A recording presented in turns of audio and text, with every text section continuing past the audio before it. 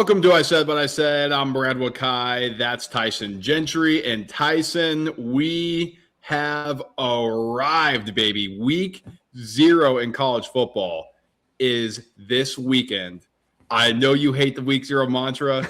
It just really gets me going how much it just really pisses you off. So I say it as many times as I can. But you got to admit, seeing Week 0, and this is our best bets episode, that's got to get the juices flowing. Yes, I agree. It'd feel a little better to me if there was like some bangers this weekend. It's just nice to have college football back. And as we record this, there are FCS games going on, so we're officially back. Like college football has started, for the year, and so Brad and I are strapped in for the next 20 weeks. It's like it was nice to be with my fiance and give her my undivided attention, all of that stuff. We had the talk last night. Hey, for the next 8 months, where to find me. Yeah, right on the couch, doing the multi-view on the YouTube TV, yes. Baby. That's how we're going to be living for the next 20 weeks, like you said, Tyson. It's going to be fantastic. We're going to be pissed off every single time one of the teams screws us over that we bet on. But let's get into it. This is Week 0, college football best bets edition. It's money-making time. All righty. If this is your first time joining in, this is what we do. We give our play of the week, and we start doing bets after that. The play of the weeks are 2 units, and I'm going to lead this thing off, Tyson. I'm going over in USC San Jose State, over 60.5 minus 108 on MGM as we are recording. Listen, folks, USC is locked and loaded this year. Jaden Mayava is coming back. Yes, they lost the big receivers, but this is going to be a high-powered offense ready to put up a number on a San Jose team that could have one of the worst defenses in the country this season. And if you're worried, this is a big number. Tyson will get into more on what Lincoln Riley does in these situations in Week 1 or Week 0. But this is poised to be a huge, huge spot for USC to make a statement because they don't not only have a talented starting group, Tyson, the freshman behind them, had the #1 recruiting class in the 2026 class. And they're going to be on the field and they're going to be ready to rock and roll. I don't think the foot is coming off the gas. All you need is just one San Jose score to get this thing over, and we might not even need that based on what we think USC is going to do in this one. So I'm hitting the over for the play of the week in Week 0. And this is my play of the week as well. There's slim pickings, and so Brad and I landed on the same thing here. We don't even have to talk about Week 1 or Week 0 Lincoln Riley. Just him versus a group of 6 opponents, Brad. USC averages 59 points a game in those contests. The over is sitting at 60.5. We need USC to hit their number and San Jose State to put points on the board. And I think that now we're in like 3 years of Coach Ken down here in San Jose State. So for everyone that was like thinking this guy was going to come in and run the option like he did at Navy, they have been 3rd and 7th in the country in pass attempts a game. And so there will be plenty of opportunity for points in this one. And I think that, Mayava might get the people going a little bit. We've had some big moments early in the season for USC. Like Miller Moss was supposed to win Heisman. Remember that? All those years ago. And I think that Mayava kicks his case off pretty strong. I had some action on Miller Moss after that bowl game heading into the season. Boy, oh boy, I'll tell you. Lincoln couldn't do me a favor on that one. Let's keep it rolling here. I'm taking the under in the first college football game in the FBS level of the season. North Carolina TCU under 46.5 minus 105 on DraftKings. This is taking place in Dublin. There's just a lot of question marks I have surrounding both programs here. Now, not only is like what's going on in the locker room at TCU where a player's getting kicked off the team for an aggravated assault charge. If you don't know what that is not good. I mean, it's a weapon or like true bodily harm. So he's in the legal system. The player who got beat up is still in the hospital, at least as we're recording to my knowledge here. The offense changed for TCU, Tyson. They brought in the offensive coordinator from UConn. The spread and shred seems like it's going to be gone for Sonny Dykes. So there's going to be a lot more like 12 personnel with the 2 tight ends. They want to run the football a little bit more. Okay, so that's going to, with this running clock, potentially carve off some of the possessions for both teams. And by the way, North Carolina, yes, they were a disaster last year. Their defense was actually pretty good. And so I understand Bobby Petrino's coming in, and there's supposed to be this high-powered, high-flying offense. Are we sure we're going to get that in the first game of the week with Billy Edwards, who we have question marks about? And so in an environment in Ireland that's seen a ton of unders come in since they've gone and played the game at that stadium, with weather that they're saying is going to be, I'm putting this in quotes, British Open-like, and we'll see what that happens. Tyson, I'm going to take a shot on the under here in the early morning game here on Saturday.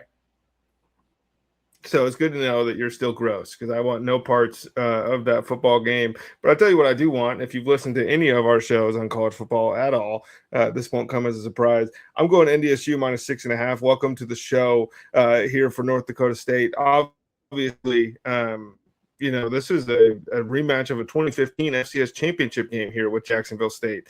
I think that losing Cam Cook is a pretty massive blow here for Jacksonville State. A little rusty here. But I do think that we know a couple things about Jacksonville State. We know they had to replace almost the entire defensive line, and we know that they don't give a damn about time of possession. And what I know as a somebody who's watched NDSU football for the last 25 years, it doesn't matter if you know Nathan Hayes' name or not. Somebody that's been in that system, every time they churn out a new quarterback, he's just pretty good. And I think a name to watch here, Brad, is going to be Preston Brown from North Dakota State. I think they work him in on package things.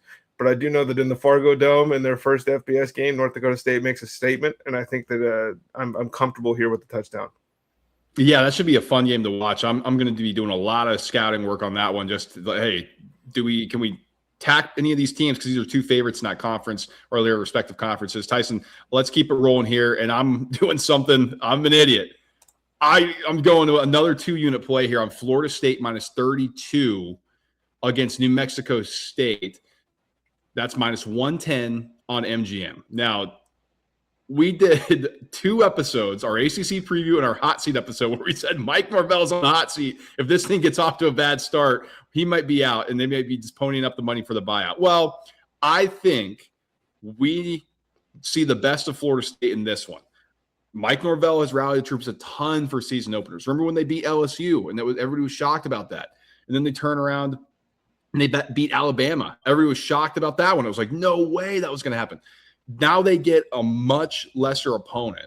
The guys, everybody had an opportunity to leave at Florida State who wanted to, right? I think everybody kind of sees the writing on the wall with Norvell. These are Norvell's guys. They chose to stay in the program. So I think all the hype and all the Kool-Aid that they were drinking, like, hey, guys, we can change things this season, I do think they believe that. Now, down the road, if things get off the rails, maybe everybody's like, all right, I'm packing it up. I'm looking out for number one, and I'm doing what's best for me. But I think right now everybody's saying, you know what, let's go out there, let's compete, let's try to win. And I think with an opportunity here to make a statement with a huge win, I think they do so, and they blow out in Mexico State. This is going to be a 2-unit play for me here.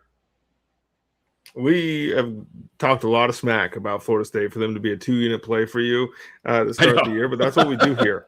I said what I said. My last one of week 0 here, I'm going to go under in the Sacramento State Eastern Michigan game. The number is 53.5. Couple reasons.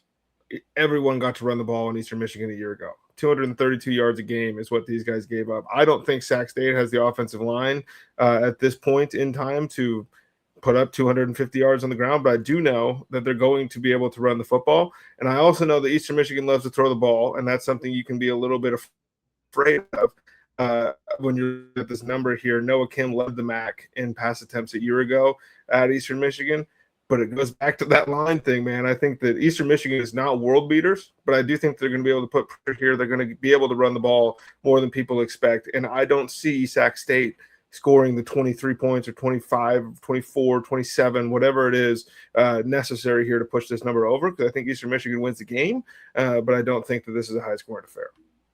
All right, so that's 3 bets for us officially in our week 0 slate. Again, we're going to tally these up as we do. We are transparent. We come in every single week and tell you how we did the week before. We don't hide anything we do here. Who are we hiding? We're not selling anything. We wish we could sometimes. Yeah, and we're having some fun.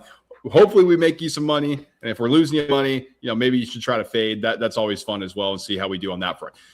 If this is your first time joining in on a Best Bets episode, normally this is where we end it. We like to get in, get out, but since this is week 0 and it's not a big slate, we're just going to give some thoughts here on some leans, or at least how we see some of the games going. I touched on North Carolina TCU. Obviously, I like the under. That's an official bet for me. Tyson, just what's your thoughts on that game from a betting perspective? I have no idea, and that's why I didn't touch it, because I'm not super sure what version of North Carolina is going to show up. I don't know if 2 versions even live there, but there's been enough smoke. Hey, this offense isn't actually horrible anymore that I'm trying to stay away. There was a lot of change at TCU. Would I be surprised if this was a 25-point win for TCU? No. I have a harder time envisioning a 25-point win for UNC, but I don't want any parts of this.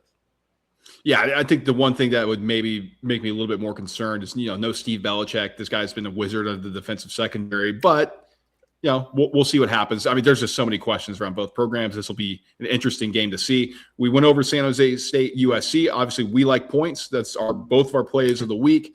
NC State, Virginia. Now, this is a big game was supposed to be played in Brazil, and it got moved back to Charlottesville in Virginia. It's going to be a home game for Virginia, officially an ACC contest instead of one that was not going to count towards the ACC record for either of these teams.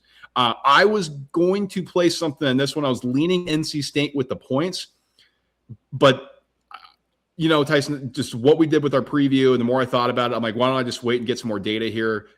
The quarterback matchup's interesting with CJ Bailey for NC State versus Bro Bula for Virginia. Can Virginia stay lucky like they did last year, or at least have the success they had last year? What does NC State look like? I have no clue what to expect. I leaned the points with NC State, especially after they won last year. But how do you see this one, or at least what's your thoughts on this game?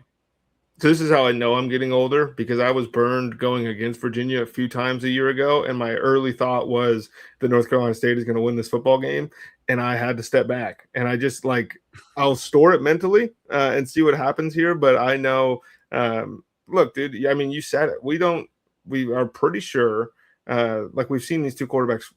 We've seen Bo Prabila play enough to know, kind of think we know what we're getting. New system, new teammates, all of the things here for both of these guys. And sometimes you just sit back and watch. Yeah, and that's what I'm going to do with that in North Dakota State, Jacksonville State game. Obviously, you are on NDSU. Those are your guys who've been pounding the table for them for the past 10-plus years. The Jacksonville State is taking money, though. I mean, they are getting pounded, and that number is coming down, down, down. It's now under the key number on FanDuel. It's allowed Tyson to bet it under a key number. Hopefully that works out in his favor. I missed the number. I wasn't going to play Jacksonville State anyway. The Cam Cook loss scares me. But the North Dakota State, I'm not quite sure what we're going to see from them this year. So I'll stay away. Like I said, when Tyson did his dissertation, I'm going to be taking notes on this one, man. I am going to be very fascinated to see how this thing looks. We get the Fargo Dome at the FBS level for the first time. This should be awesome. And I'll just quickly touch on Eastern Michigan, Sacramento State. I literally have no idea what to expect. We were talking before this. Sac State might be the worst sports program now in the FBS level. We'll see what happens, but across all sports, at least on the men's side, these dudes are going to get obliterated in basketball. Football is going to be the saving grace. And they're 7-5 in the FCS a year ago, and a team that scared nobody. And the reason I didn't lay the points with Eastern Michigan, which looks like maybe that should be the side, is do we know what the MAC is ever going to do on any weekly basis? Because how many times, Tyson, it's the MAC sucks during bowl week, because when they play anybody besides themselves, they get trounced. So it's oh, sweet, they should win this one. Now it's a MAC contest because Sacramento State's in the MAC, but is it really? I don't know. I just stayed as far away from that one as I could. Florida State that I'm laying, Tyson, I had a little tongue-in-cheek, with the whole Norvell thing, and the reason why I said I'm an idiot is because we are so oh my gosh, this is going to be a disaster for Florida State this season. Oh, I'm turning around and I'm laying 32 for 2 units. So it's just a hilarious thing that, we find ourselves in a lot of times here, and I said what I said. But what made you stay off of this, or what are your thoughts on this one? This maybe, they haven't shown us that this is something that they do early in the season, but 32.5 is a weird number, and I don't feel confident in it getting covered the other way. But a 31-point win is still a blowout, man. And that's where my mind goes.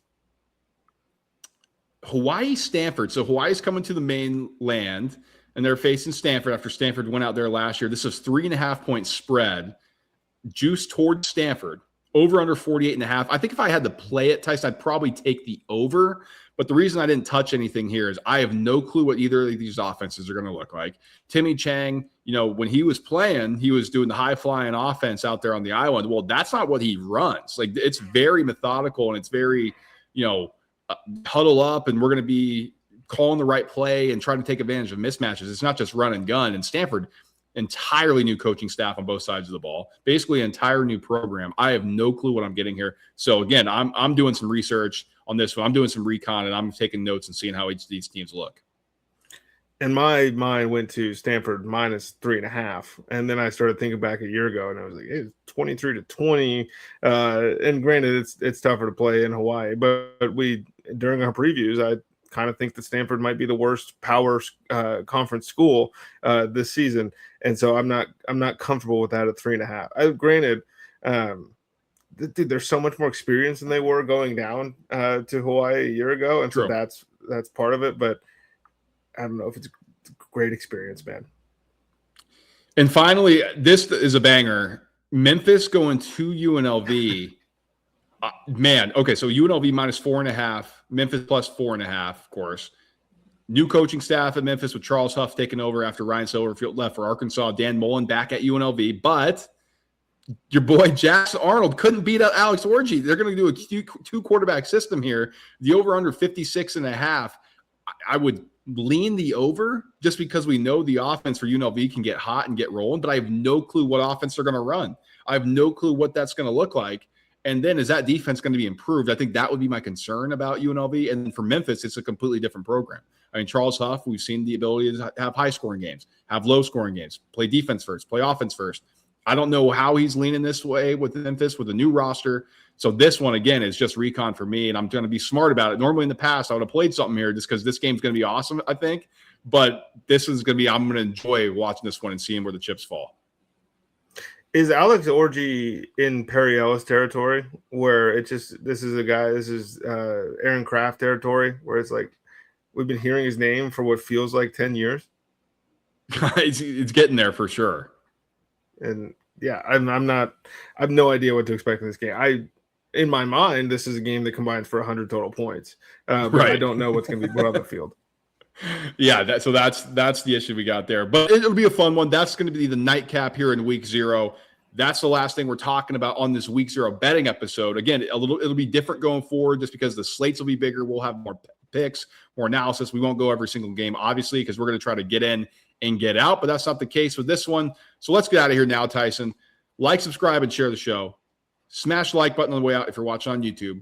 5 stars if you haven't already on podcast form. And I think Tyson just turned on some comments or some mail. So if we want to do some mailbag episodes here going forward, let us know in the podcast what you want to talk about. I think that'll come right to our feed. So that's a new feature there as we get ready for this football season. And of course, share with a friend, share with your family, your group chat, I don't know, your girlfriend, your wife. I know everybody convince your girlfriends, your significant others, your wives, all that good stuff to start watching football this year. And so you guys can watch this show together. You guys can bet together, and it'll be a great season for everybody.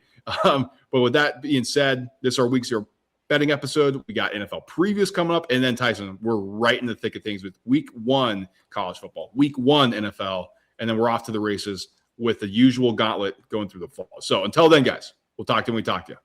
Peace.